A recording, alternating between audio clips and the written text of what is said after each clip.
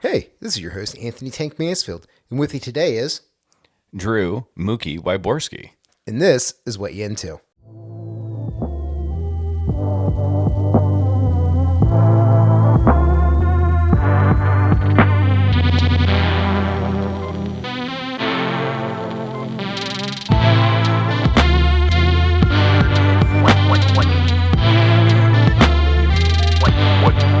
What you into? What you into? All right, we're back in the basement. Keeping the craft brewed sports thing going.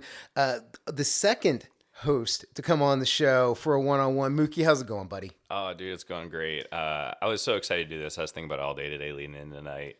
And I got to say, I love just sitting here and watching you work because I don't think Mike Berlant has ever been as thorough as you with his craft and the care you take in your operation here. So, like, it's impressive just to be here at this level of professionalism tonight.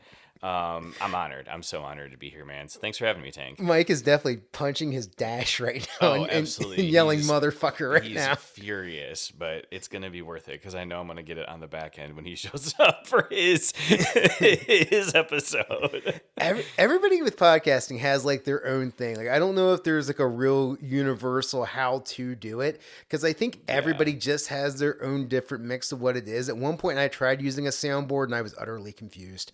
And, oh man, I would love to figure out how to do video at some point, but that also seems utterly confusing.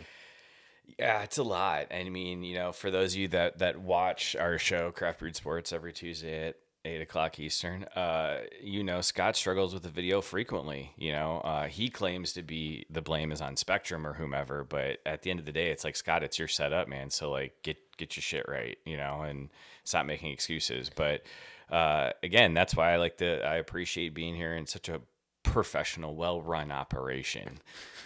Now that I've hit both my co-hosts. Well, let's keep this professional around and let's go ahead and get plugs out the way from the jump. So you know where to find me at Neil to No One on Instagram is where I'm at. That's where my link tree's at. It'll take you to anything else I'm doing. If you want to find Mookie on IG, just look for Craft B Sports, same on X, Craft B Sports, and on YouTube, Craft Brewed Sports. That's where you can see Craft Brewed Sports, which is one of my all-time favorite podcasts. They're live every Tuesday night at 8 p.m. Eastern Standard Time. It's a great show. Check it out if you haven't checked it out. And be part of the community where that's one thing I love about your show compared to my show is like you actually get to talk to the people that are watching and listening to the show in real time. And what's that like being on the other side of it where people are watching and judging you? Yeah, it's something else. It's different. It's a lot of fun. It gives you like this rush or whatever because you're going on, and I love it too because the people in our community, they're gonna call you on your shit, right? Like you can't step out of line or say something wrong, you'll get called out on it. But it's fun because it does, respect to Caesar as our fourth host. It is perpetually the fifth host on our show every Tuesday, and so you gotta watch your P's and Q's. I step in it all the time, and I've learned to just hold the L because they're going to keep coming. So, but it's fun. It's a great way to connect with people and just kind of like have a little bit of that social connection in a way that is very repeatable, reliable, but also a lot of fun. Like it's something to look forward to. It's not a chore. It's not, oh God, I got to do this. It's funny. It's almost like the hype builds to it throughout the week, even though it is only Tuesday night. So check us out. We are on video too, so I gave Mike shit earlier, but he always puts together awesome drops with visuals and whatever. The tennis drop has been a favorite as of late. Y'all know what I'm talking about if you know, right? As the kids say. Yeah, it's a great time. I wouldn't give it up for the world, and people keep coming back around. Tomorrow night, actually, 8 years. 8-year anniversary. Holy shit. Welcome to the Ocho. Yeah. Oh shit, that's what we should call our year, dude. The Ocho. All right. Hey, I'm just here to host a podcast and give out marketing advice. I'm kind of like, what's that hot Mexican chick that is Serendipity in Selena Gomez? Yeah. No, not Selena Gomez. She's in Dogma. She was also in From Dusk Till Dawn. Selma Hayek. Yes. Yes. Yes. Man. Yeah. I mean, hey, international all-team smoke show. Still to this day. Still. Yeah. I've never looked that good my entire life, and she's doing it. She's like 55, 60 or something crazy. I'd be Like, creeped out if you looked as good as she did. This would be a whole different podcast. oh man, I don't know. I'd be living my best life over here even more. If You that was wouldn't the be in this case. basement if that was the That's case. probably true too. Yeah. but yeah, it's just damn. Now I'm forgetting why we got Like you said, Tank, we're gonna take some side quests. Yeah, we're gonna like go we on some took a little side side quests. quest there. Yeah. No big deal. Like It's right fine. on. You know, pop off. But yeah, man. Back to what I was saying though about just craft brewed sports. I do love the setup of the show. The humor of it, the interaction of it. One thing that Scott pointed out that I thought was great was Scott was like, we used to have like a pretty strict script, and he's like, but now he's like, it's getting looser and looser just because of like kind of the improv that is happening with the comments and people talking to you. Can you speak on that at all? No, it's absolutely true. Like we used to have a little structure with a Google Doc, and we'd all try to come with our 3 ideas, and we'd work our way through the 3 ideas. And like, I think again, it's one of those things that's been fun is that's where we were at the time, right? And like, we learned how to kind of use that as a basis where now we don't need to be as tight about it or as like planned because we just kind of know what's going to happen, right? Mm-hmm. Like, again, shout out, Mike does do a great job in our group chat of at a minimum we get the day before or the day of the show a text with like, here are the bullets, here's what I got for tonight. We're all like, all right, cool, good, yeah, like that's a great loose structure. It's kind of like, cool, so we're gonna throw this pitcher out on the mound. I'm gonna talk a little baseball here, but that's our starting guy for today. Hopefully we get 5 innings, maybe we get 7, like who knows, but at least we know where we're starting from to be able to kind of like let things unfold. Because then like random stuff shows up where we get the sip chug drain pours, and then like there you go, there's 20 minutes, and like why would you not go down that side quest, right? So it's funny because it can come from anywhere or anything too, and then you just get to like bullshit and have fun with your friends for a while about it. And I think that's the best part about having again that live chat section. It also comes with a very vibrant Facebook group, which whew, man, if you want to doom scroll for a while, like there's some corners you can go into in that space that is hilarious, deep, and then also just questions the fabric of humanity with all these, baseball conspiracy theories and whatnot. But again, it's that full, like, again, it's so cheesy, but it's like it's that community that you get to have with each other and just come and be your authentic self. I think you said that earlier, and it's funny because I feel like you can show up and like just kind of like let the guard down, be a dumbass, say stupid shit sometimes, where they're like, hey man, maybe don't say that because you look like an idiot. Like, but that's what your friends are going to do. They're going to call you on it, right? So again, it's got that supportive aspect to it that I think is great, where again, you're going to get that interaction relationship with people every week. And you don't need a script to do that. I you think just got to let it happen. I think there is definitely a touch point there of sports and comedy. Like, I think that's kind of the through line for the people that stick around and are active both with the show and then also the people that are active inside the Facebook group. The Facebook group is like the fucking Rat King from The Last of Us 2, where it is just, it doesn't make sense. No. There's so much random shit that pops up in that group. Like there's always baseball conspiracy theories going on. There's that one dude who's like constantly posting about Michigan. Like if the fucking sun rises in Michigan, he's got a post about it. There's like a lot of football talk, a lot of gambling talk, which we're gonna get to later. Oh, we will get to that, don't you worry. Yeah, and then of course just anything weird that happens in the world of sport, it ends up in that group. I mean, here you go, Tank. I pulled it up right now. Shout out Steven Masters, 29 minutes ago. So this is timely news. He tweeted a meme that says, "With the Coyotes moving to Salt Lake City, their uniform design has leaked online, and it's a guy dressed as a Mormon out evangelizing, but he's on skates and he's got a stick and whatever." Like, yes, that is 100% the Facebook group summed that's up on in brand one for post. for the group, 100%. Yeah, exactly. So that's what you're getting into. Hang out with these people every Tuesday. It's a lot of fun. Well, something that I hope becomes a topic at some point in the Facebook group in the near future. I'm sure we've probably talked about it at some point before, but something I'm bringing up each time each host of the show comes on. Favorite sports movie? Do you have a favorite sports movie? Do you have one where you're like, this touches me in the cockles of my heart? Oh Okay, so I thought or fun, or just I thought it enjoy. was favorite childhood sports movie. It could be favorite childhood movie. It's a very open question, maybe. It is. I think I'll stick with my original answer though, because it was very formative for my youth. Which has colored me as a sports fan to my day. You said you and Scott talked a lot about Major League, and I was like, oh, don't worry, I'm gonna go a completely different direction. Well, mine was Air Bud World Pup. Jesus. And it's strictly because in the movie, Air Bud plays soccer, and because of that, of course, there's some British girl there who's teaching them all about soccer or whatever.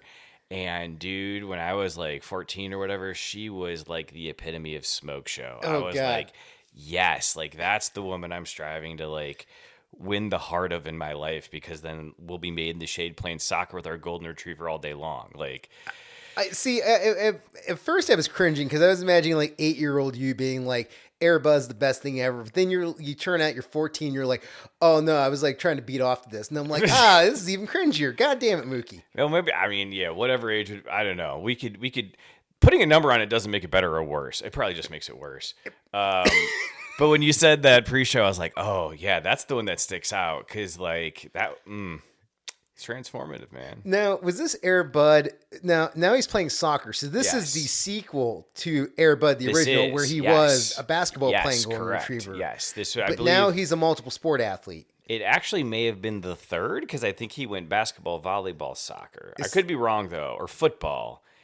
Air Bud was a talented athlete. He's the Bo Jackson of animal athletes. Oh, absolutely, hands down. Like you put him in any sport, he's good. Yeah, right there you go. Starter day one. Like you don't even have to think about it.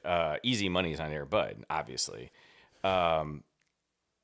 But yeah, I mean that it just came out at like a key point in time. Like I feel like that was when the U.S. women won the World Cup. So again, soccer was having its moment. I was a soccer player. Like it was. God, I'm gonna get eviscerated for this, but like it was cool to be a soccer fan. Which is wherever I know I'm going to get lit up for that. But like, it kind of felt like that. So again, I think there is a reasoning I can back myself into besides just like the British girl was hot. But I mean, that is a part of it too. Like, let's not kid ourselves.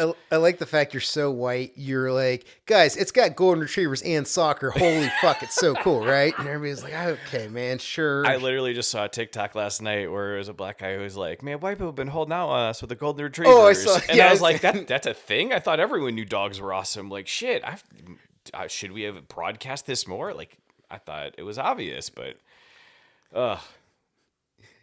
bring us back, Tank. Try at least.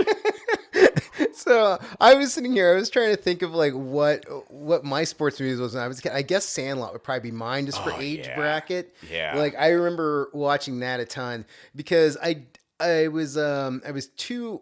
I was too late in life for the Bad News Bears. So that came out in the 70s. I was born in the early 80s. So like I saw stuff when I was like 10, but those movies were also like a decade old at that point. And even then there was like some stuff that was just kind of like weird in it. Like even being an 80s kid, it's like, oh, this kid's like 12 and he's smoking cigarettes and driving like a moped or something. Like this is cool. Like everybody's good with this. Kids just run around the neighborhood unsupervised. Like, what is this? Like, what kind of world is this? No, that's the Sandlot's a great call. It's a good one too, because for me, it was just always on. It was Yeah. either always on, or it was like, if you were at any friend's house, it was one of the however many movies they might have. So if you're Yeah. stuck in on like that summer day or whatever, it's raining. Raining. Oh my God, watch that movie constantly. But I haven't watched, it's been like Thanksgiving this last year, actually. It still holds up, man. Yeah. It hasn't aged in a way that some of those other ones got all creepy and like Nickelodeon-y, if you will, you know. Yeah, I feel that like it is a story where it stays true to what it is. Also, I like that it's a set period piece. So and even then, it's like it's a set period piece that's old because I remember like being a kid and watching it, and it was like you were kind of seeing stuff in like this idealized like 40s 50s world, and also like their love of of like the Yankees and Babe Ruth and all that, and it did seem it's very Americana. But also fuck the Yankees because they cost me money. 100%. So. Yes. Of course. Yeah. We were a very fuck the Yankees podcast. Right. Yeah. Yeah, I'm trying to think if there's anything else that of when I was a young age that I still got into. I mean, again, this goes back to Major League, as I was saying on the Scott episode. Like one of the first R-rated movies I got to watch when I was like 8 or something, with all the swearing, Which there was other things other than the swearing, but as an 8-year-old, that's a good get. I mean, and you're talking Major League, right? When they're peeling the swimsuit, like that was a fun time. Oh yeah, Like I still this day that holds up. Let's be honest. Another one I'll throw out there, but I would say probably doesn't rate the same for me as Mighty Ducks. we talked about this as well. This is what also kicked it off. It's again the weird thing. You get a DUI, you now get to coach a hockey team. Right? Because like that's great, like role model, whatever shit for the kids. But I think the problem is D2 and D3, while still good, we're just kind of like, oh, but yeah, now you took the shine off of what was almost perfection for a coming of age sports movie. And then you throw in the ones like, look, don't get me wrong, I love Kel with his knuckle puck. Or sorry, Keenan with his knuckle puck. Like that was pretty awesome sick. and super fun, but they wore out the storyline so much that it kind of was like, okay, but like we get it now. To that though, I'll say, where does Miracle stack up for you? I've never seen it. Okay. Never seen it. I don't do this often. I would recommend you watch that. It is a good one, just because of the historical. Like, Is it got Kurt Russell in it?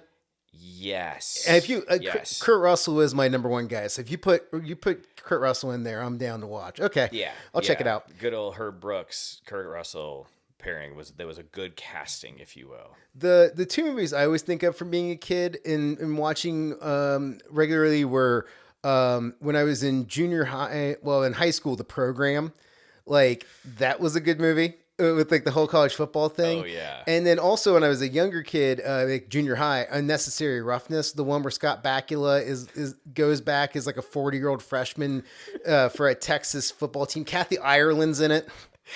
That was a star-studded film. Like they really brought out the heavy hitters for that one. Sinbad's in it.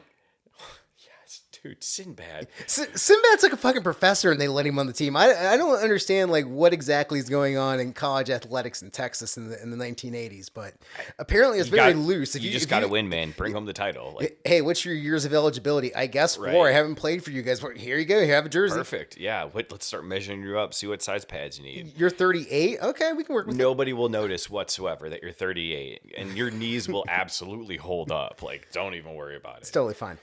God, now I sound old, but Yeah, it's true. Yeah, it catches up with you. Yeah, man. Yeah, both those movies rock. Like that movie was way funny. Yeah, The Program, it was just interesting because it was like kind of bad boy. It was like it was there wasn't edgy. It was edgy. There was some shit going on in that movie, and being very much like, hey, let's lift the veil on college sports, because before that movie, you kind of knew stuff was going on, but it was a lot of like rah, sis boom bah, like college stuff. And then that was one of those movies that brought in, it's like, no, there's some weird shit going on here with the guys and what they're doing and money and boosters and everything else. that was that like turning point or whatever. Again, coming of age in a different way, if you will. Which again, of course, to me, I saw that, I was like, dude, yes, I need to be a college athlete. That looks awesome. Like, obviously, I mean, who'd want my ass on their team? Let's be honest. But it does feel like that's when the shine started to come off. Or maybe here's the other thing. Maybe it's just like that was our generation's like not come to Jesus moment, but that's when we like figured out like, oh yeah, there's a little more to this behind the scenes or whatever. Like, but I don't think they really made movies about that shit before. That were that out there with it. Like, I'm trying to think back earlier, and it's like, no, they were very much on the let's see if the hometown team can bring home a win, as opposed to like talking about, so this kid got his bell rung, or whatever else. But yeah, that's true. Because like dealing with stuff with like steroids and that, with like the Latimer story, and then and like Alvin Mack getting his knee blown out and being all debilitated, dealing with the idea of like Joe Kane, the quarterback, where like, having a bad relationship with his father and, using football as an escape. Like they really did hit on some stuff that before then you hadn't really seen a lot of music. I mean, maybe the original, I guess like as far as like gritty movies go in sports, the original, Burt Reynolds is in it, and then Adam Sandler remade it. The Longest Yard. Yeah. Where like that was out of the normal sphere of Right, sports and right. like having a bad guy and a whole prison thing going on. But yeah, as far as most sports movies go, you usually go the uplifting route, and the program definitely does not go the uplifting Right. route. No, and it's funny too because it's like you mean to tell me that people weren't point shaving back like when Wilt Chamberlain was around? Like, come on now, Yeah. that shit's been around forever. It's like I maybe everyone just gotten more privy to it, or maybe it's I don't know. There's Karens out there blowing the whistle on it now. Who knows? But like that kind of stuff has been around forever. You know what I mean? The whole pay to play whatever, and maybe we're finally getting wise to it. Who knows? But man, still the program's such a great movie though. Like It's hands good. down, yeah. It's good. Listener, go check it out. Well, look, man, talking about point shaving, Yeah. talk some gambling. Let's do it. Let's get into it. All right, dude. Let's hit this up. So, all right. Tell me this. Like, how did you do we need to put allegedly before all of this? Or No, I'll cop to pretty much everything. I'll tell you right now. okay, 'Cause, cool. it's all above board, man. For Okay. the most part. I mean, whatever. And what isn't above board is going to be in the past. So, Right, exactly. it's- and in Latvia, so who the fuck cares? so when did you first get into like betting on things? Was it something you did as a kid? Was it something that you discovered in college? Like, when did this pop up? So I started playing fantasy football back in 7th grade, which was like 2 decades ago, we'll say. I don't want to do the math. It's maybe longer than that. But either way, like way back when, right? And I just, ever since then, I've loved the gaming aspect of sports, even on top of it, right? And so I've played fantasy games in basically every major sport that's out there, because that game part of it to me is so interesting. Like the way that you have fantasy basketball, where you may be trying to win categories, is much different than football, where you have individual points. That how do you construct a team? How do you make sense of this sport that's being played? Where the Bucks just want to win. They really don't give a shit how they do it. They want to score more points than the Pacers, period. End of story, right? But the way they do it then can be turned into another game on top of that. And like there's different strategies and all that stuff. And so like that stuff's always interested me.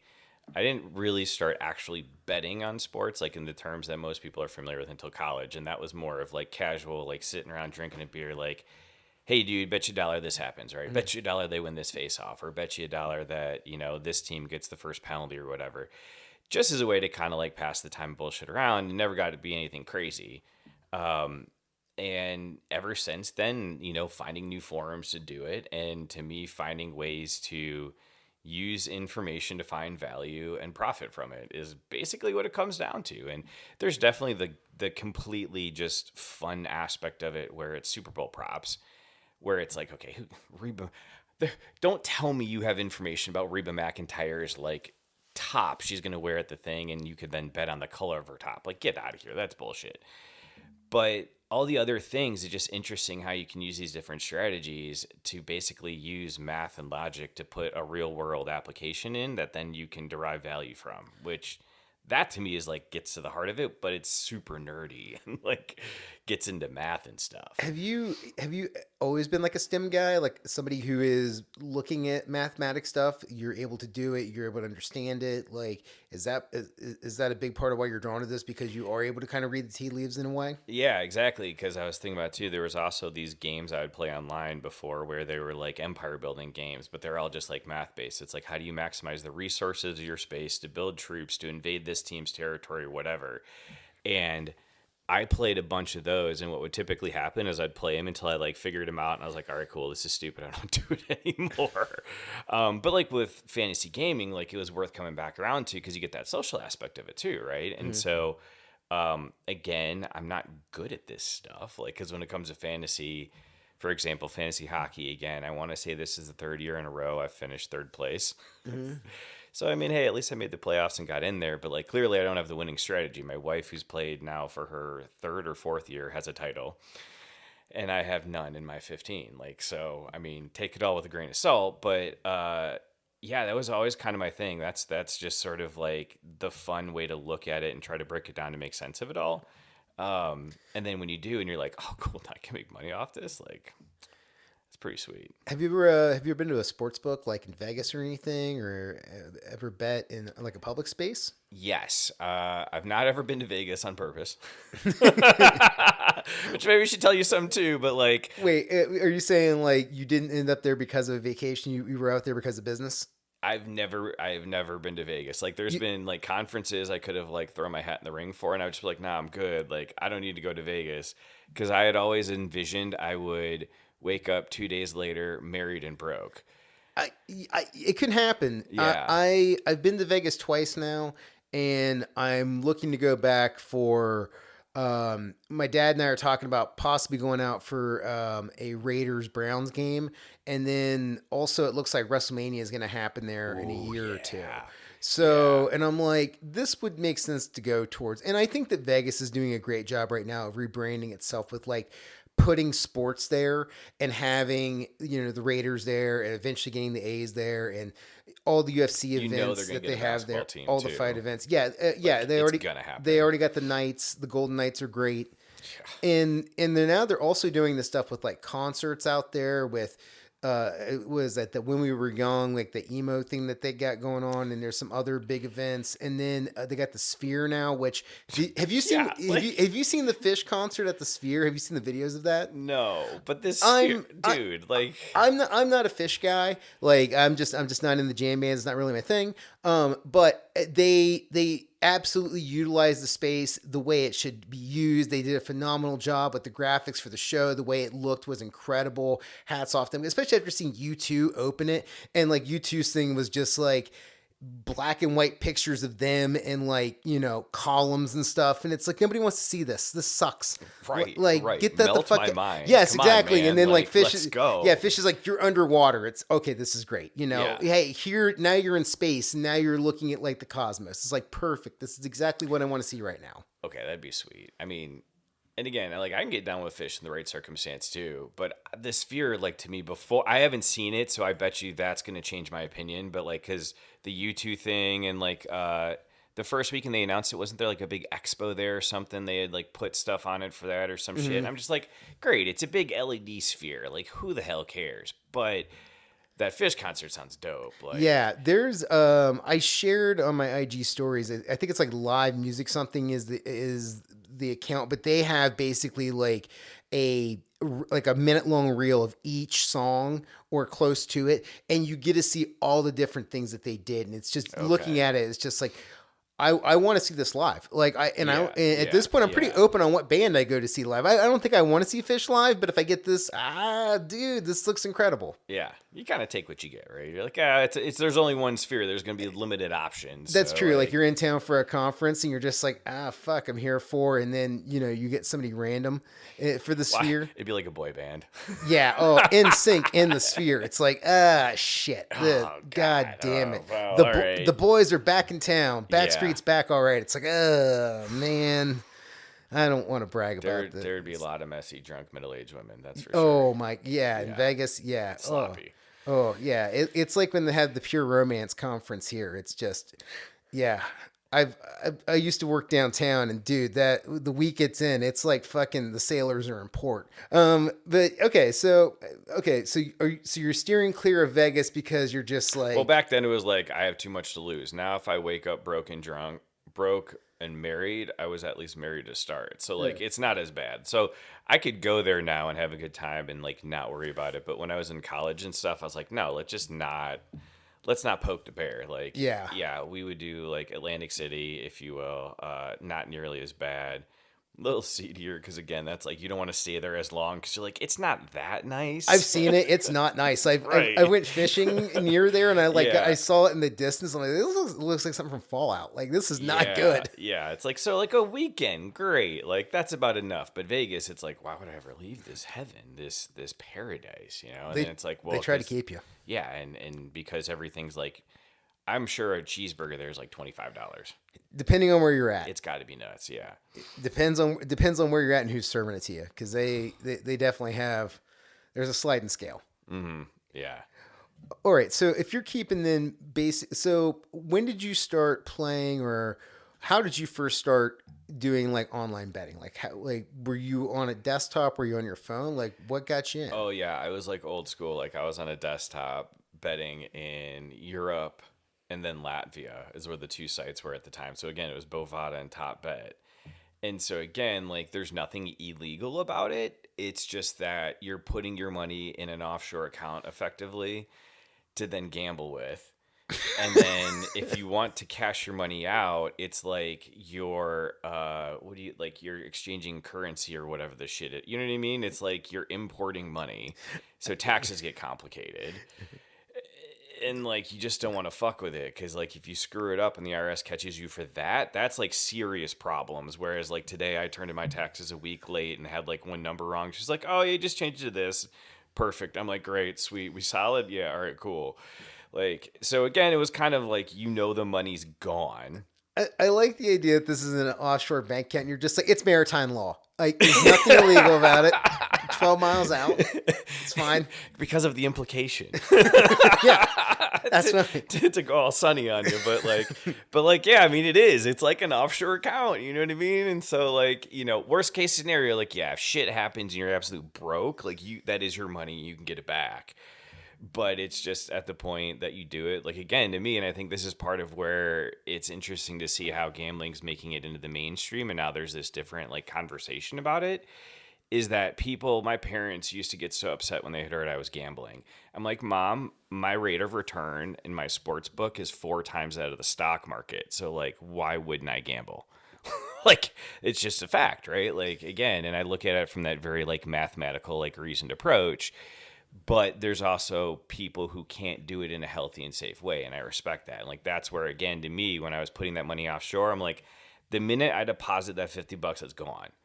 And like you just have to be able to have that understanding, like that's money that is gone to you, and like you still have to be able to eat. Now granted I was eating like ramen noodles, but I was fine, like I survived, right? So you got to be able to like have that like reasoned like conversation with yourself about what you're doing. I think that you bring up a big point right there that I feel we were talking, off mic about this for the show, about how gambling is definitely one of those vices that gets demonized where it's like, hey, this is a bad thing. And it's like, well, there's lots of bad things. But I think gambling is one where people worry because of what you're saying, where you have the intelligence and you have the ability to go, this is gone now, and I've made peace with that, as opposed to other people that are like, this is coming back to me, and not just that, more is coming back to me. And I'm planning on that. And it's like, oh no, that's not a good mindset to have if you're going to do this. Right. And like, it's crazy because again, when like some of the things I've done before would be my buddy Zach, like we stumbled onto this model where you had access. So we had a book where you could bet on like soccer anywhere in the world. And I mean, I'm talking like the U20 national teams or like the academy teams, like FC Cincinnati's academy team or Arsenal's academy team. You could bet on those league matches. Like they covered every league. And he was like, dude, all you got to do is you sit here and you can bet the Iranian, what is it? Is it Kugran? Yeah, whatever. Yeah, the National League there, like the MLS there in like the Middle East, they have match days where everyone plays on the same day. And he goes, and you just sit here and you snipe all the games where someone's up by a goal in the 85th minute. And the way that the odds worked is because the way like that those leagues work in soccer in general is like if you've got a lead going in the 85th minute, you can bet. There's ways that you can bet. It's either win or lose, and if there's a draw, the bet gets erased. And I forget what it's called, but I think it's like there's win, no draw, and then there's like the 3-way win in soccer. And he's like, look, all I do is I bet on the team that's winning in the 85th. If they end up tying, the bet gets wiped. If they hold on to win, then I win money. If they give up 2 goals in the last 5 minutes and lose, like, what are the odds? Shit, right, exactly. Yeah. And so we would go in like super heavy on those games and put like $20 on a game because like you have to put that much leverage to make the money back. But like it's not a sure thing. But if you play it right, it can add up over time. And like so again, that's one of those ones where it's like you got to look at it wisely instead of. I mean, and you don't have to. You can do whatever the fuck you want. Like, but that's just the way we've approached it. And it's like crazy because I was looking at my gambling accounts. I was like, dude, if I do want to go to Vegas, like this was a couple of days before this even. I was like, man, I could have a real fucking nice trip. I was like, you know what I'm gonna do? I'm gonna take all my winnings, and that's the Vegas trip. And I'm like, we would have a nice vacation, like. But it just sits there because it's like it's whatever, man. Like you can't count on it, or even there, it's like you don't want to start to think of it as anything material. because it can all go away, right? Like if you make one bad call, or you have one bad like strategy, and shit happens. Do you do you have specific sports that you like to bet, or are you just kind of open for whatever's out there? Like, are you a quantity guy, or how do you approach this? I'd say definitely quantity, in the sense that like you try a lot of different strategies, right? So like March Madness, I went and put small bets on like super long parlays. So I bet. Oh, wait, can you explain what a parlay is real quick? Oh yeah, so that's where you bet multiple things to happen, and they all have to come true. Okay, yeah. So, listener, like, it's not just you're having to get one bet to win. A parlay could be like these three things have to happen, these four things have to happen, these five things have to happen, Right. etc. And it's true or false. Like it either happens or it doesn't, and if one goes wrong, you lose all, right? But I was like, cool, if I put $1 on every day of March Madness and I hit one of those, I cover the entire tournament worth of bets, which happened. And so like I was up real big because I'm like, going into it that way can happen. The other way I do it though is you could do the same thing, put a little bit more money, but do the box or do the like offset. Where again you'll do, okay, I'm picking 8 games, pick your 8 winners, but then bet a 16 box on those, because then it'll just take all the different combinations of 6 of those 8 teams winning. So then you've built in like margin, so you can actually be wrong on 2 of the games and you'll still wipe out clean. And like, so you're not losing any money. You might win a little bit. Like that's what happened to me this weekend with the Hurricanes and Islanders game. It was tied 1-1 going to the third period, and I put a bet on the Hurricanes to cover 1.5 and the game to go under 3.5, because it was our right, no, 2.5, because I'm like, okay, cool. So if there's only one goal, then I win big. If Carolina scores twice but they still win, then I win small. If the Islanders come back and win, like, okay, shit, that's an upset. Like it happens. But like again, that's why I look to try to structure things that way, so that I'm minimizing the overall downside risk while like securing some kind of win. Because then you just come back to the table again, and then maybe the next time you hit like that really big payout on that parlay. See, this is like the entire time we're talking about this, like my brain is just like womp womp womp womp womp womp. Like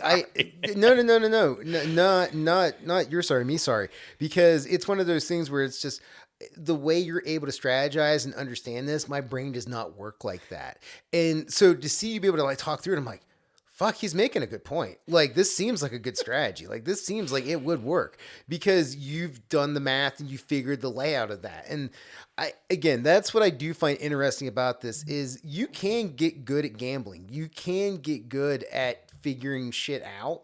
And, same things happen in like cards and stuff like that too. There are people that do get good at certain things, but there's a lot of people that do it that are bad at it. Yes. And like, it's okay to be bad at something, but be honest with yourself if you're bad at it, and be safe about it. Cause like, that's the other thing you mentioned pre-show too. It's like, there's social media advertisements and pushes to these apps now everywhere. I've never bet online, and I'm just inundated with it, like constantly. Yeah. It's like, hey, you're a white guy in his 40s that watches the NFL. Gamble, and I'm like, I don't know, man. It's not really my thing. And it's like, would you like to gamble? I'm like, no, I'm good. It's cool. Yeah, and it's crazy, and like this is again where I'm like thinking of the numbers in my head. I'm like, geez, this may be a little messed up, but like I don't feel like it's an issue because I have 5 gambling accounts. Like when I do the math, and like it's like, damn, like what the fuck, dude? But at the same time, hey, again, I'm up over 200% in every single one of them. And B, the reason I do that is like you get these bonus bets, you get these like promotional pushes from all the different companies. And again, that's where some people get into trouble because it sucks them in and like it keeps them from exiting the spiral if they're having a really hard time setting responsible limits. But for me, again, I look at that as value where like, God, I don't remember what it was. It was the first day of the NBA playoffs or something. I don't know. I logged on and they're like, free bonus bet. And I'm like, okay, cool. What do you have to do? And it's like, place the same game parlay on like this game. And I was looking, I was like, okay, I don't know who any of these, it's right. Shilas something Alexander or whatever. Who's the guy from the Thunder who's on the NBA? Oh, you're asking the season wrong 6? dude. whatever. It's some dude who's super famous. Apparently, I have no idea who the guy is. Like, I know I see him on the NBA 2K screen every time I start the game, but like, he's got 3 names. It's his last name's hyphenated. That's like all I can sum up right now. Point is, I was like, sweet, I'm gonna bet on a 4-legged parlay they made for me on my screen, and if it hits, great. If it doesn't, no big deal because it was free money. Because, like, again, to me, it's like if you're gonna spend that money at some point, like, try to do something with it. And I Right. think that's one of the things that, not to get all preachy, but it gets lost in America is like you got to have your money work for you. And like if you're not going to do that in your gambling thing, you absolutely should be doing that in your home life of like, okay, if I've got this much in savings, how do I get the most out of it? Like, how do I make my money work for me so I've got more to do what I want to do with? And like, so again, gambling, I take that same attitude of like any chance I get to make a penny or 5 pennies, I'm going to take it because you stack that up over time. And like, now I'm coming out ahead. And like, that's what those greedy corporations are doing anyways, man. They're always trying to get there. So like that's why I'm gonna go out there and get mine. And like whatever that looks like, whether it's taking a bonus bet and like randomly picking some 4-legged part. I don't even know if the thing hit. I haven't even checked. But like doing that because I'm gonna end up placing one of those Carolina Hurricanes bets again to like hedge and make a little bit of money every weekend and have a little bit of fun. Like I'm gonna get mine. It's kind of crazy to think like where sports betting has come from. You know, like looking back in the day of Jimmy the Greek talking about, point spreads and shit like that. Yeah, Like, dude. during, like the 70s and 80s. But then there was a time where like the NFL and like all the other leagues tried to act like, oh, we don't know what gambling is. Like we don't betting. Who would ever do such a thing? And then now everybody is just like, put money on games, bet, like everybody is in on the grift now. Everybody is telling you to gamble.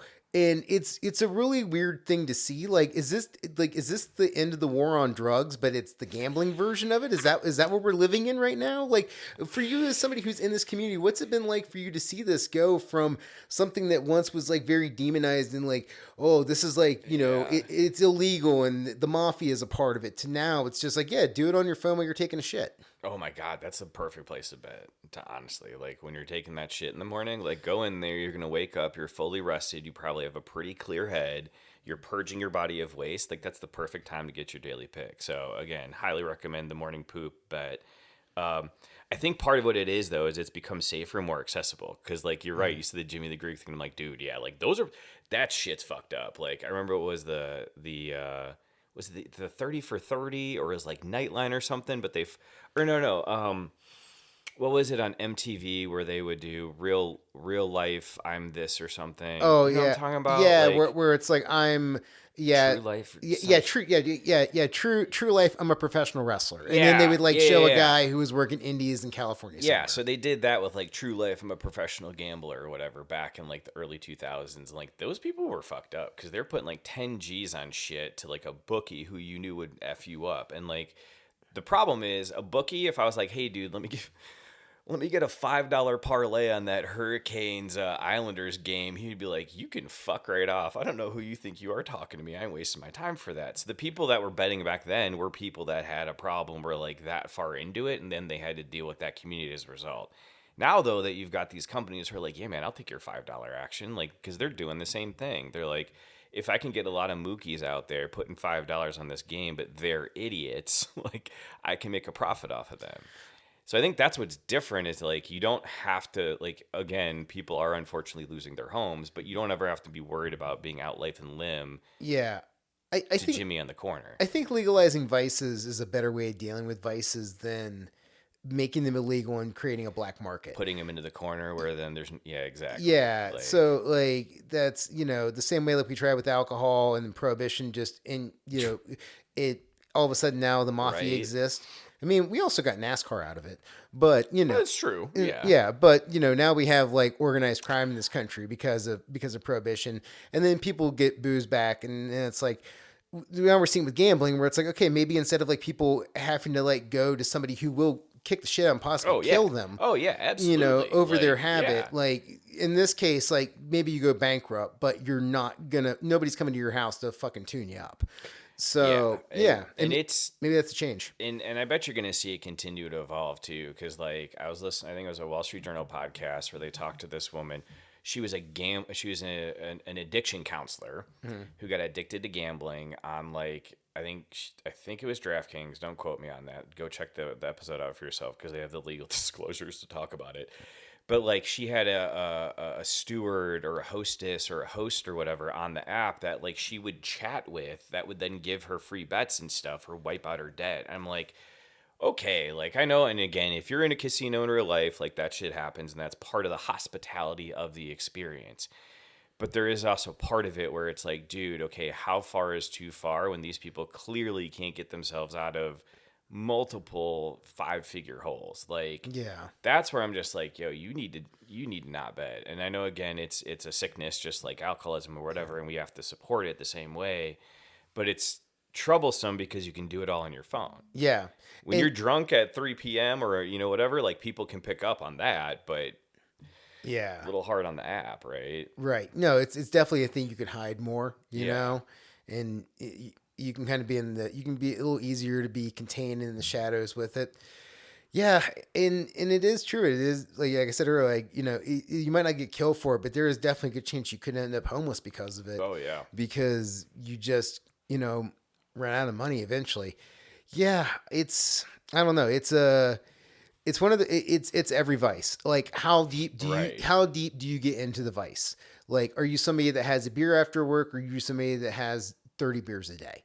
Where is your line? And you got to figure it out and walk it, because we're all humans. The world is filled with gray, and everybody's got different limits and what they will and won't do, and moral code and all that. Right, exactly. And that's where I think it's just having that, at least now I think we're able to talk about it more like that, which is good. Yeah. Because before, I think you're right. It was like, oh, it was off in the corner. It's in the shadows. Like, don't look over there. Like, that's not a thing we do or we condone. But you're right. It was still happening, and that's not to say that other things won't happen like that. But I mean, there to me is a fun to it too. Like, Kevin Hart looks like such a fool in all these commercials. Like, I Yeah. can't help but enjoy that, right? There's some lightheartedness to it. What so what part of it for you is more important? Is it more important that it's fun, or is it more important the income you're making off of it? It's more important that I'm right. Okay. Like, that's the other part to be very blunt about it is like, I was thinking about on the drive over, I'm like, so there's like 3 ways to break this down. I mean, I like money. I really like winning, but I love being right. And so like when I win a bet, to me, that's me being right against the house, which is like, yeah, you guys are professional. You get paid to do this and I'm better than you. So suck it. Like, so again, like the income, there is no income. Like, it's a black hole. And again, I'm up a bunch, but like I've never actually ever pulled money out of a gambling account. False. I've never pulled money out of a gambling account that didn't immediately go into another one when I was like switching places. But that's the only time I've ever done it. Because like I said, it's gone. That's a bank transfer. It's a bank transfer. Yeah, you're exactly. We're just switching moving accounts. money. We're switching offshore accounts. Yeah, Like, switching exactly. offshore. Like, it's still all offshore, man. Maritime Like, law. Right, exactly. Maritime law, the implications. But yeah, so it's not about the income. It's all about like the pompous asshole and me being able to say he was right. Oh, okay. So let's lead into this. What are the highs of this for you, and what are the lows of this for you? Like, what is it that gets you to this scratches your itch, and then what of this where like you just completely get fucking rocked by it? Yeah, the lows do exist. I don't want to be so blunt as to say that they're not out there. And then I have stepped away on multiple occasions. So again, like when I hit a cold streak where like 5 or 6 of my strategies don't go the right way, because again, that could be like multiple bets in a strategy, I'll just get annoyed and pissed, and I'm like, nah, I ain't doing that for a while, and I'll kind of step away. And like those are the lows, because again, to me, it's like that hit on the ego where it's like, God, I was really that wrong. Like I couldn't figure that out, which is kind of, to me, pretty base, if you will, in terms of like ego and all that stuff that Freud would talk about. But like those are the lows, because it's just like, man, I'm so proud of being right, and that I can like reason things out like this and see the value, that when I have that cold streak, it's like a real ding to the ego, and I need to be like, you know what? Just take a little time out. I'm gonna go sit away and like lick my wounds a little bit. And the highs, man, the highs are just fun. And like, it's also fun too, because like, for example, What is it? I had a parlay going with the Notre Dame bowl game where I threw a bullshit one out there. I'm like, yeah, these kids, they're excited. It's the first time they're gonna get to play this year, so they're gonna go hard at whatever schmuck team we were playing. Like I was like, we're gonna roll these kids. So I threw some money out there, thinking it wouldn't really hit, but if it did, it was gonna be a pretty big win. It was like I 5x the money. And so then the game started unfolding, and I was like, "Oh my god, they're gonna do this! They're gonna hit. This parlay is gonna hit." And so when they hit, I called my wife, and she was at like a baby shower, and I was like, "Babe, Notre Dame scored a touchdown," and she's like, "Does that mean you win?" And I was like, "Yep, you got it." She's like, "Woo!" And it's like, "All right, cool. We get to like celebrate this and whatever." And then when Kentucky lost this year, March Madness, I kept coming in the room because I was like doing stuff, and she was watching TV somewhere, and she kept going like, "Uh-oh. Nope, we're good. We're going to be good." Sorry, I forgot this Guinness was chatty. Shit. Here I am talking about how professional an operation this is, and I fuck up by opening a beer on camera or on I mean, I do think audio. the fact that it's a Guinness, the listener will understand that. You Yeah. know, this is nitro sealed. Right, yeah, and it's been sitting for a little while, like a week or two, but when Kentucky lost and broke my parlay, I was like updating my wife on it as it goes, and she, "Oh God, freaking Kentucky, we hate them," and like we really don't care, but it's like fun to just like talk shit about it. So again, like there is that other aspect to it too, where like I can share that with her or my friends at the bar or whatever, and so I'd say like those are the highs. Because again, it's nice to win or whatever, but even more so, it's like that shared experience of something that otherwise you really just wouldn't give two shits about. I will say, betting on things is fun. Like It's so much fun. Like when you have money on something, or not even money, just I mean, again, I'm with you. Like I'm on the light beer version of this, playing fantasy football every year, and and then I will get into every once in a while I'll do March Madness. Sometimes there's money, sometimes there's not. But I also like betting on, I always do the ESPN thing every year where I try to guess as many bowl games right as I can. Oh, yeah. And then I actually have a reason to watch the bowl games. I'm like, oh my God, this is way fun right now. Like there's a reason why I'm watching Akron taking on New Mexico. This is great. Right. They're in the Poinsettia Bowl. Hell yeah. And then you get sucked up into the pageantry of, oh, so-and-so is having a breakout year. Oh, it's the last game for this guy or whatever. And then you're all up in the storyline. And now look at that. You gave yourself 3 hours of entertainment where otherwise you would have mowed the lawn. I don't know. Like, what would we be doing otherwise, man? Probably nothing worthwhile. No. At least I know that's true for me. It's the most exciting Tuesday, December 22nd I've ever had. Exactly. That's what you need. So yeah, I can totally see that. Like why that would be fun to do. For me, I'm so bad at money, and I'm the opposite of you in terms of cash. Like I try to keep as much as I have. I'm just like, all right, this is mine. I'm just going to try to hold on to it because I know I'm going to have to siphon some of it out, but I'm going to keep a hold of it. The pressure of like getting stuff right every week. Oh man, I'd be so worried. Like trying to bet games and stuff.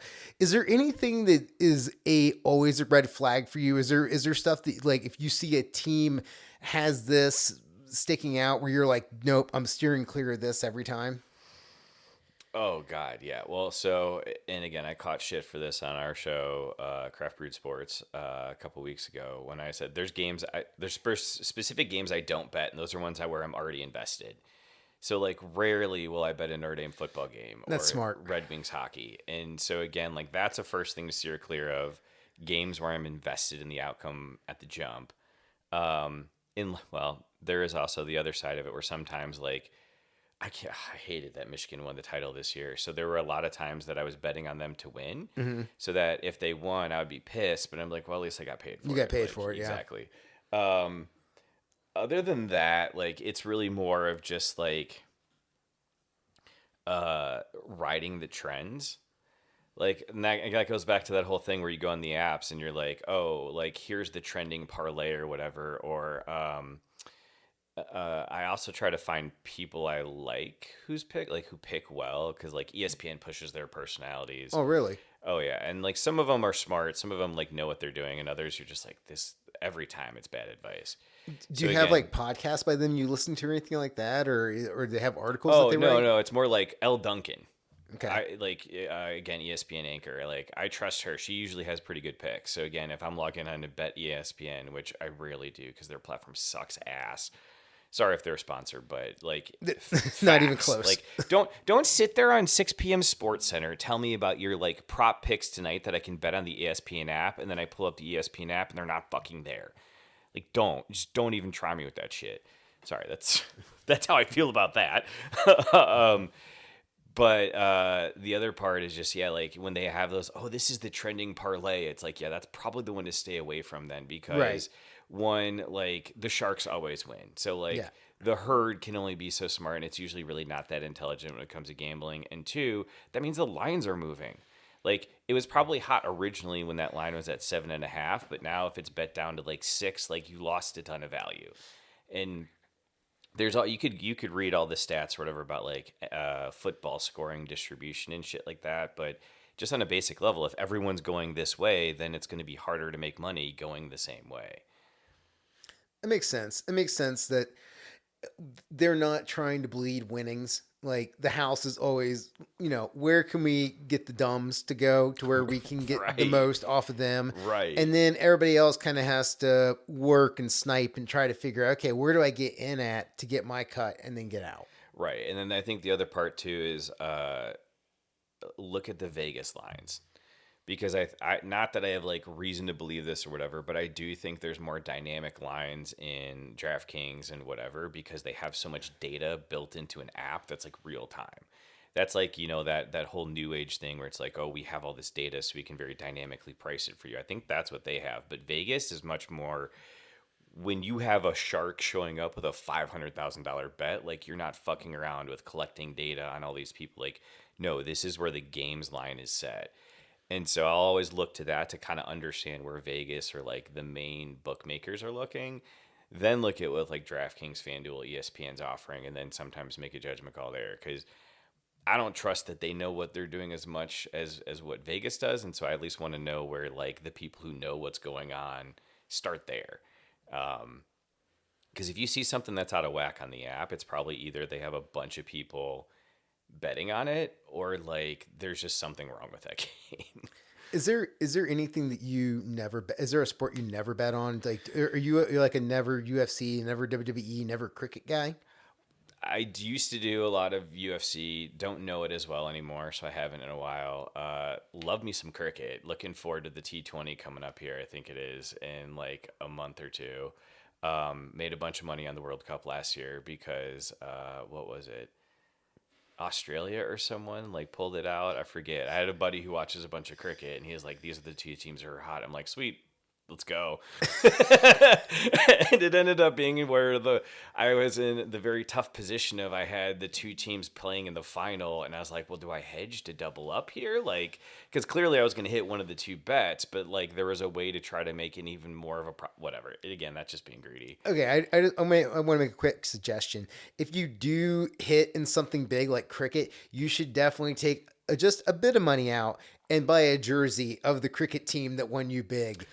That way, you could have like a sweet cricket like, dude. That's a good point. Walking I through the should do streets that. of Yeah. Cincinnati, Ohio, with some cricket drip. Come on. Yeah, well, and it's funny too because I have a buddy at work who had an India national team cricket jersey.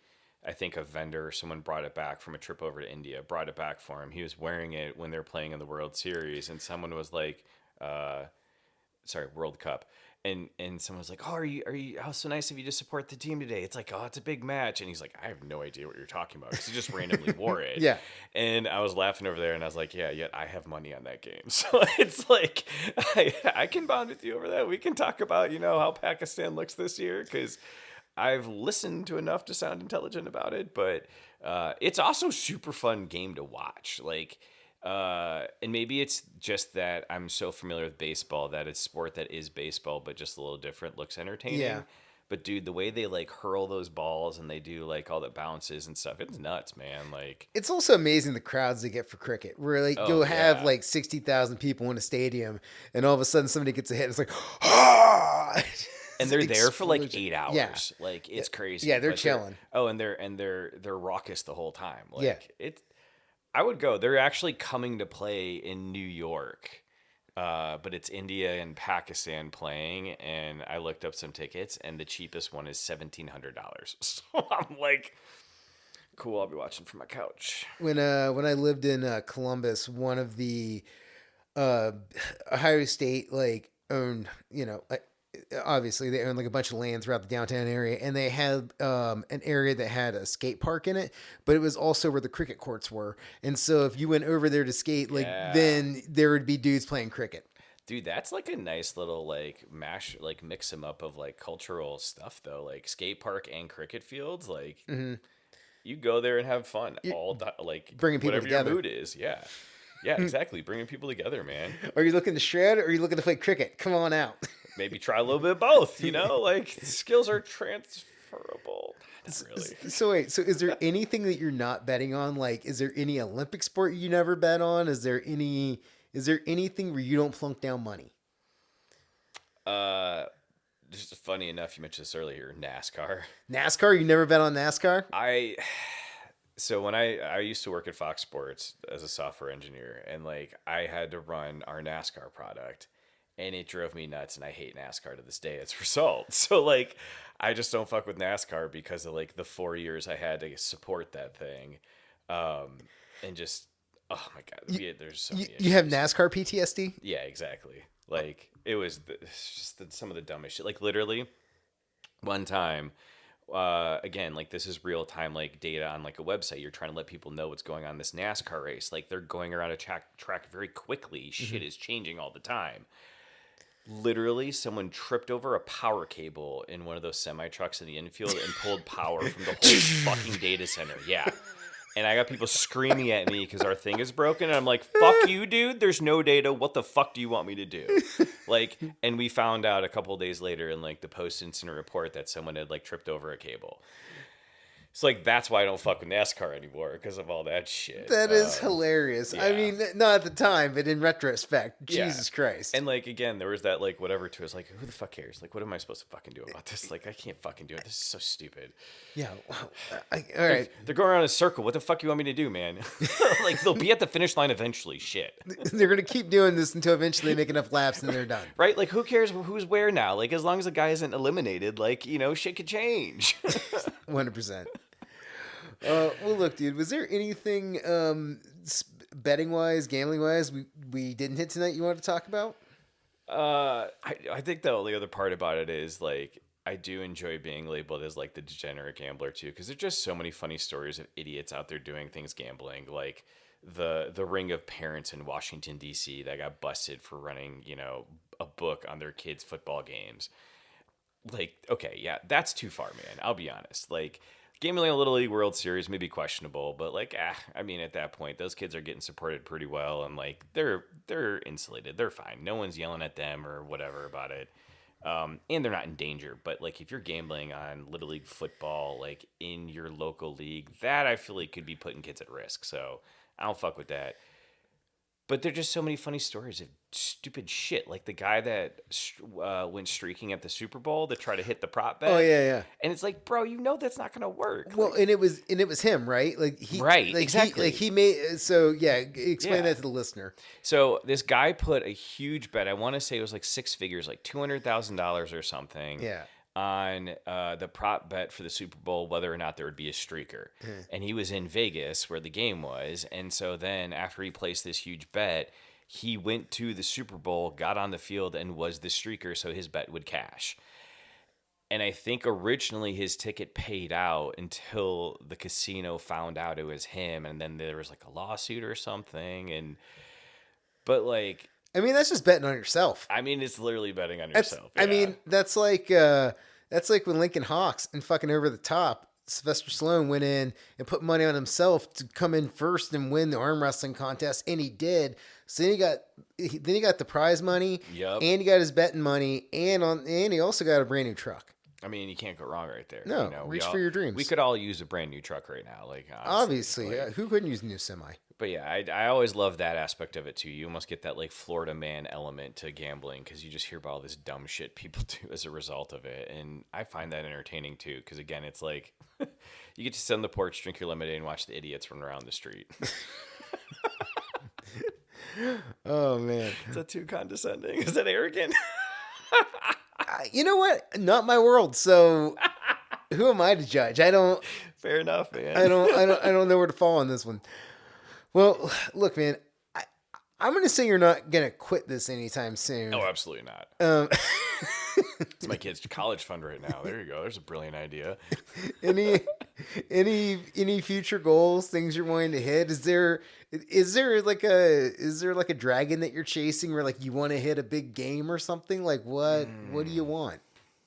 Oh, that's a good question. Like, I see, and that's tough too, because I was thinking about this other part about it, because then, like, there is another side of gambling where it's like there's stupid gambling and then there's like dumb gambling, and there is a part where I'd love to hit a huge number and win big, but like then you gotta pay taxes on it. And I'm Yeah. like, man, fuck that. Uncle Sam doesn't deserve this shit. So again, not that I'm like intentionally betting small so I win medium, but like I was like, man, I'd love to hit a 4-figure bet. And I was like, yeah, but then it's only gonna be 3 figures right after you pay out Uncle Sam. Right. You're being smart. You're making multi investments to Right, then pull exactly. from. Like again, I'm just sweeping up those nickels and dimes. You know what I mean? I don't know. I do want to go to Vegas and like, okay, actually, here's what it is. I also, and this is no shocker to anyone, I love like casino games too. Like blackjack, roulette are my main two. I'll play anything. I Really? don't know craps well enough yet, but when I go with buddies, I'll play with them because they just tell me what to do, and it usually works out all right. I would love to hit the 00 on roulette sometime. Really? Yeah. Okay. Well, how? What does this mean? Tell me. So I feel like if I was a true degenerate, I know the numbers. But like a roulette wheel has like 60 numbers or 64 numbers or whatever it is, and then there's a 0 and there's a 00. So you can bet on every number and all these different combinations, but I want to hit on just the 0 straight up. Which again, I guess now is no harder than hitting on any other number straight up because it's all even odds. Point being, it's never happened, and I want it to happen. I think roulette is a very cool looking game. Like Yeah. I like the idea you can bet on all the numbers, and you can also just bet on black or red. Mm-hmm. Like it's they're like, how much action would you like in this game? See, and that's my favorite part too. Is like if you're in a casino, like if you're just walking through or whatever, easiest thing to do, just go and put a $20 bill on black. Yeah. That's my go-to. $20 on black. I and, mean, like, that's what Wesley Snipes taught us in Passenger 57. Always bet on black. see exactly Like, right. you're 10 years old, you see that, you're like, yeah, if I go to a casino, boom, there it is. And if I pick black every single time, odds are I'm not going to do any worse than 50-50. Yeah. Actually, that's not true because there's green. Because the 0 and the 00 are green. Oh, damn. Fuckers throwing everything off. Fair. Yeah, I see. Again, I've never played any casino games.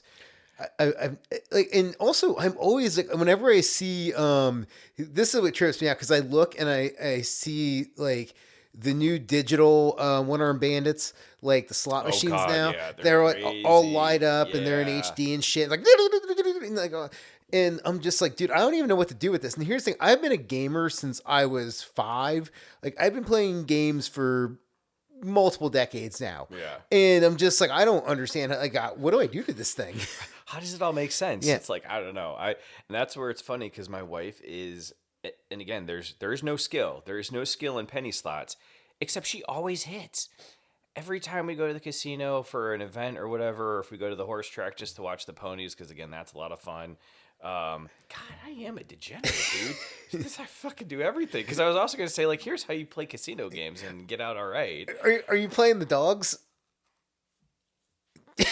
There was one time they did the wiener dog race at like in between some of the horse, or no, it was after all the horses ran at Belterra, which is a horse track here in Cincinnati. After they finished all the horse races for the night, they had a dachshund, a wiener dog race. Nice. Like it couldn't have been more than 20 yards of like track, and still only like 3 of the 12 finished.